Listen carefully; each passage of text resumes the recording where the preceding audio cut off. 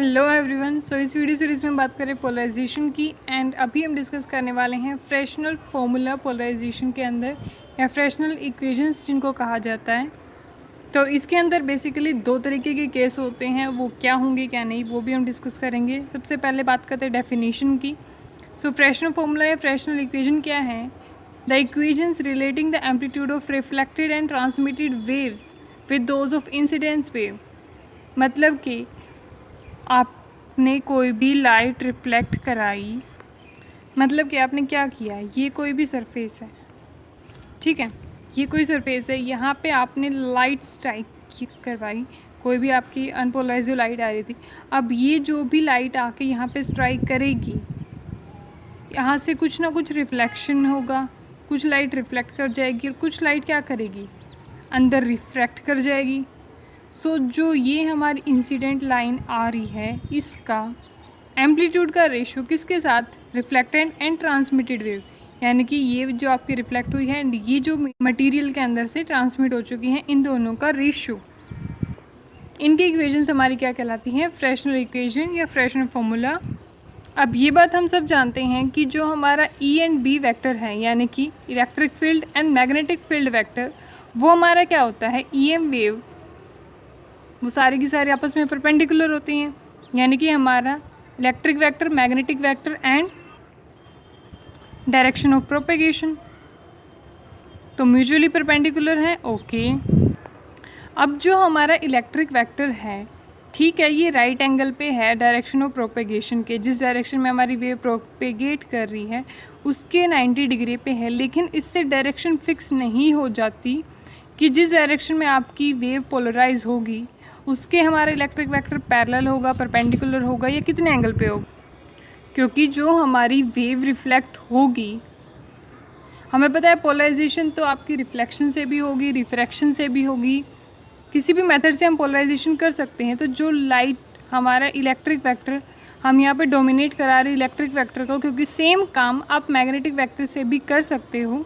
सिर्फ कन्वीनियंस के लिए हम यहाँ पे क्या ले लेते हैं, ई वेक्टर।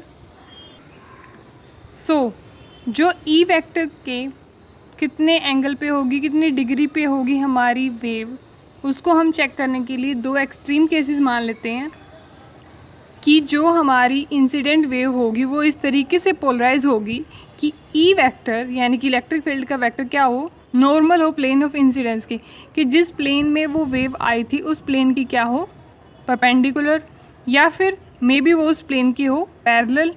सो ये दो एक्सट्रीम केसेस हैं, इनके बीच में कहीं भी लाई कर सकता है।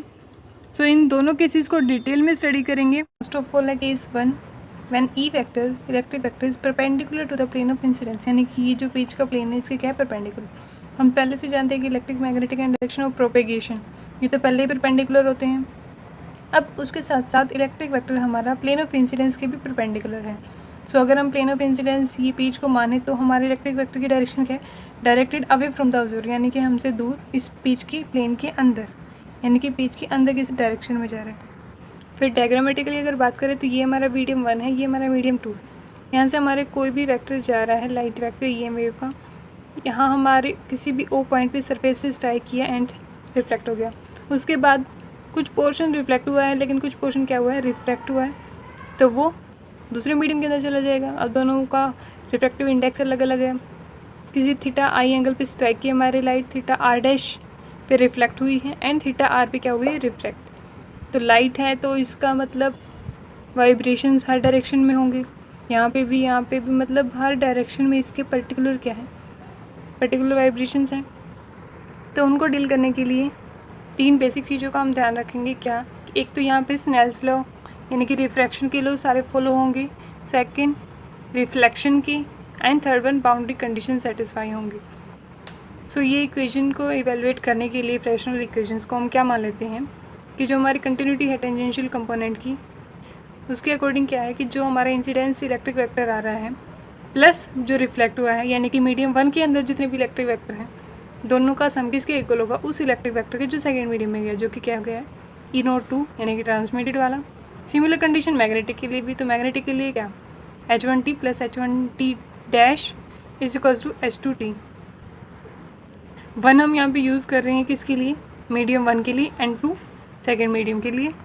अब यहाँ पे h के साथ t क्यों यूज़ किया, ये टेंजेंशियल कंपोनेंट ले रहे हैं जो कि क्या होगा, अब यहाँ पे हम डील करें टेंजेंशियल कंपोनेंट के साथ। तो tangential component according to the diagram क्या होगा हमारा, H01 के लिए H01 into cos theta 1 incidence का जो एंगल था, minus H01 cos theta r dash is equals to H02 cos theta r। अब हमें पता है कि जो हमारा इंसिडेंस एंगल है वो रिफ्लेक्शन के इक्वल होगा, यानी कि angle of incidence angle of reflection के इक्वल होगा। तो ये दोनों एंगल इक्वल हो गए, तो हमारे पास इक्वेशन क्या बचेगी, H01 माइनस H01 डैश, क्योंकि ये रिफ्लेक्शन वाला है, इनटू कोस थीटा आई मान लेते हैं, is equals to H02 cos theta r। सिर्फ हमने क्या किया है, इलेक्ट्रिक एंड मैग्नेटिक वेक्टर को उनके टेंजेंशियल कंपोनेंट के साथ लिखा है, मीडियम 1 के अंदर एंड मीडियम 2 के अंदर। अब क्योंकि हमें पता है कि इलेक्ट्रिक वेक्टर की वैल्यू कितनी थी, H01 प्लस H01 डैश 2 के इक्वल, तो अगर यहाँ पे वैल्यू पुट करें तो हमें पता होना चाहिए इनका आपस में रिलेशन क्या है। तो H01 डैश या फिर H01 यानी कि मैग्नेटिक जो वेक्टर है वो आपका इक्वल कराने के लिए आप क्या करो, epsilon upon mu into electric vector. अब वो मीडियम 1 के लिए एंड रिफ्लेक्टेड के लिए है तो आप डैश यूज़ कर लो, 2 के लिए है तो 1 की जगह पे 2 यूज़ कर लो, लेकिन इलेक्ट्रिक एंड मैग्नेटिक आपस में किस रिलेशन के साथ है, एप्सिलन बाई म्यू। अगर मैं यहाँ पे मीडियम 1 के लिए बात कर रही हूँ तो मैं 1 यूज़ करूँगी। सो जहाँ जहाँ h है वहाँ पे हम e यूज़ कर सकते हैं, तो हमारी इक्वेशन क्या हो जाएगी, ये तो इस केस में आगे आ जाएगा, एप्सिलन 1 बाई म्यू 1 इंटू जहाँ पे सिंपल हमारा मैग्नेटिक कंपोनेंट है, सिंपल इलेक्ट्रिक, माइनस रिफ्लेक्टेड है मैग्नेटिक तो इलेक्ट्रिक भी रिफ्लेक्टेड, इनटू कोस थीटा, ये तो है ही, इक्वल किसके होंगे, सेकेंड मीडियम में electric vector into E2 by mu 2, क्योंकि अब यहाँ पे बात सेकेंड मीडियम की, एंड साथ में मल्टीप्लाई में हमारा क्या था, कोस थीटा r। ठीक है, तो ये इलेक्ट्रिक वेक्टर की इक्वेशन आ गई। अब हमें ये भी पता है कि इक्वेशन नंबर 1 के according E01 plus E01 dash किसके इक्वल है, E02 के। सो E02 की वैल्यू मैं ये लिख सकती हूँ। अगर ये वैल्यू लिख ली तो क्या इक्वेशन बचेगी हमारे पास, epsilon 1 by mu 1 E01 minus E01 dash into cos theta 1 that is equals to E01 plus E01 dash into epsilon 2 by mu 2 and cos theta r। तो ये पूरी की पूरी equation theta r theta i and e में है। सो यहाँ से अगर हम इक्वेशन को सेटिस्फाई करें, सिंपली सॉल्व करें, तो हमारे पास क्या आ जाएगा, हमें फ्रैक्शनल के लिए क्या निकालना है, रिफ्लेक्टेड एंड ट्रांसमिटेड का रेशियो इंसिडेंस के साथ, तो उसके लिए ऊपर ये फैक्टर होगा, तो हम क्या निकाल रहे हैं, E01 अपॉन डैश यानी कि रिफ्लेक्टेड अपॉन सिंपल, तो इस इक्वेशन से वो कितना आ जाएगा, epsilon 1 by mu 1 cos theta i minus epsilon 2 by mu 2 cos theta r upon epsilon 1 by mu 1 cos theta i plus epsilon 2 by mu 2 into cos theta r। अब ये यहाँ से साफ साफ दिख रहा है क्योंकि एक प्लस में जा रहा है माइनस में जा रहा है, तो सिंपली सोल्व करोगे, इनका रेशियो आपस में निकालोगे तो डायरेक्ट आ जाएगा, कोई प्रॉब्लम नहीं होगा। तो एक तो हमारी ये मेन इक्वेशन आ जाएगी, इसको मैं नाम दे देती हूँ A। अब फ्रैक्शनल के लिए सेकेंड हमें क्या निकालना है, रिफ्लेक्टेड के साथ तो हमने ये निकाल दिया, ट्रांसमिटेड के साथ, तो उसके लिए क्या करें, जो हमारी रिफ्लेक्टेड है इसको हटा के यहाँ पे सेकेंड मीडियम में electric vector and first medium में इंसिडेंस, ये दोनों को रिप्लेस कर दें। तो इसको रिप्लेस करेंगे तो क्या आ जाएगा, E02 माइनस E01, तो इसकी जगह पे यहाँ पे क्या यूज़ होगा, सिंपली इसकी जगह पे हम लिखेंगे E02 माइनस E01। सो यहाँ पे माइनस बार है, माइनस फिर अंदर, तो दोनों के E01 क्या हो जाएगा प्लस का। तो यहाँ से सिंपली इसी तरीके से सॉल्व करेंगे तो हमारे पास सेकंड इक्वेशन भी आ जाएगी E02 अपॉन E01, क्योंकि यहाँ पे ये दोनों ऐड होने से 2 हो चुके हैं, तो हमारे पास रिजल्ट क्या आएगा 2 into epsilon 1 by mu 1 into cos theta are upon similar sum नीचे, क्योंकि सेकंड साइड तो क्या है सेम है। सो ये हमारी क्या आ गई equation number B.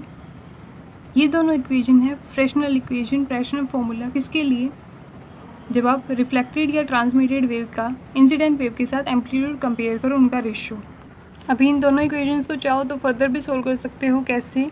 Using the result n2 by n1 that is equals to epsilon 2 by epsilon 1।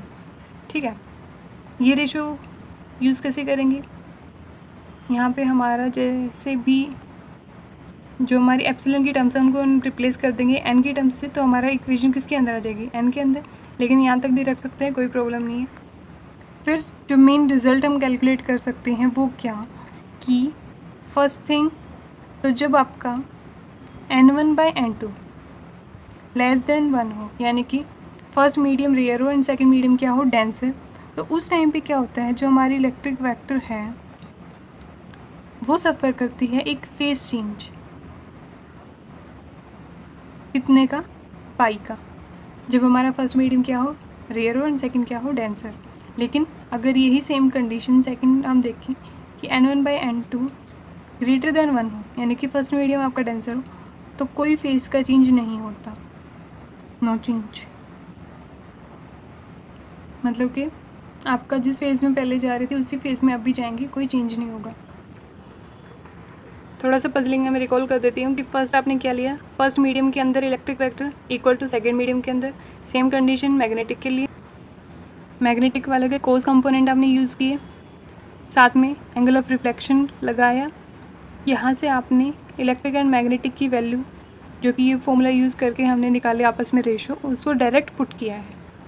Equation यही चल रही है, इसके अंदर पहले तो कोस कंपोनेंट हम ले रहे थे टेंजेंशियल के लिए, फिर हमने सिर्फ I इक्वल टू आर किया है, एंगल ऑफ इंसिडेंस रिफ्लेक्शन के इक्वल, एंड साथ में मैग्नेटिक एंड इलेक्ट्रिक का रेशियो निकाल के डायरेक्ट पुट किया है। अब जब आप निकालोगे केस टू क्या, जब आपकी इलेक्ट्रिक वेक्टर क्या हो पैरेलल हो प्लेन ऑफ इंसिडेंस के, ठीक है, प्लेन ऑफ इंसिडेंस के अगर हमारे इलेक्ट्रिक वेक्टर पैरेलल हो गए तो उस टाइम पे ये जो कोस की कंपोनेंट की टेंजेंशियल कंपोनेंट की इक्वेशन हम एच में ले रहे हैं मैग्नेटिक फील्ड में, उसको हम किस में लेंगे ई में, तो सिर्फ जहाँ जहाँ हमारा एच है वहाँ क्या हो जाएगा हमारा ई वेक्टर आ गया। तो उसी सिमिलर तरीके से इसी फॉर्मूले को यूज़ करके हम क्या करेंगे, आपस में पुट कर देंगे। सो एक इस इक्वेशन को यूज़ करके एंड सेकंड इसको, जहाँ पे हमारा एच की जगह पे क्या होगा ई, इन दोनों इक्वेशंस को यूज़ करके फिर से हम वही रेशियो निकाल सकते हैं। सो पैरेलल केस के लिए जो रिज़ल्ट हमारा आता है वो आता है E01 dash upon E01, formula बिल्कुल एज इट इज़ सेम है, यही मेथड अप्लाई करना है, equal to epsilon 2 by mu naught into cos theta I minus under root epsilon 1 by mu naught cos theta are upon नीचे वही plus वाला factor, जो factor ऊपर माइनस में है वही फैक्टर नीचे प्लस में। तो ये तो हमारा आ गया रिफ्लेक्शन के लिए, यानी कि रिफ्लेक्टेड लाइट के लिए। एंड अगर ट्रांसमिटेड के लिए हम देखें तो क्या आएगा E02 बाई E01। सो वो रेशियो क्या आ जाता है 2 cos theta I up under root epsilon 2 by epsilon 1 cos theta I plus cos theta R, जिसको कि हम लिख सकते हैं सेम एज इट इज़ ऊपर वाली इक्वेशन में लिखना चाहें तो इस तरीके से लिख सकते हैं। यहाँ पे हमने सिर्फ रिफ्रैक्टिव इंडेक्स से डिवाइड कर दिया था, तो हमारे पास सिर्फ एप्सिलॉन में वैल्यू आ गई थी।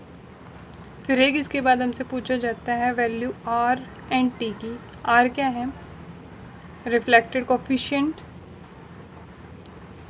रिफ्लेक्शन कोफिशिएंट भी जिसको बोल देते हैं, एंड टी क्या है हमारा ट्रांसमिशन कोफिशिएंट।